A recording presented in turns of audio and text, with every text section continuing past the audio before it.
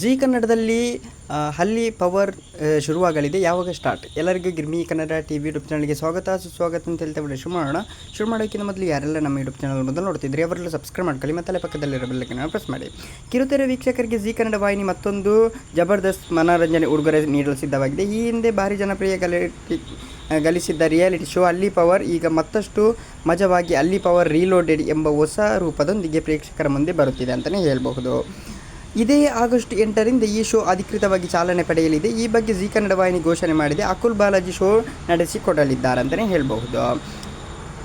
ಈ ಶೋ ಮುಖ್ಯ ಆಕರ್ಷಣೆಯೇ ಇದರ ವಿಭಿನ್ನ ಪರಿಕಲ್ಪನೆ. ಐಷಾರಾಮಿ ಜೀವನ ನಡೆಸುವ ಸಿಟಿ ಹುಡುಗಿಯರು ಅಲ್ಲಿಗೆ ಬಂದು ಅಲ್ಲಿನ ಅಪ್ಪಟ ಗ್ರಾಮೀಣ ವಾತಾವರಣದಲ್ಲಿ ವಾಸಿಸಬೇಕಾಗುತ್ತದೆ.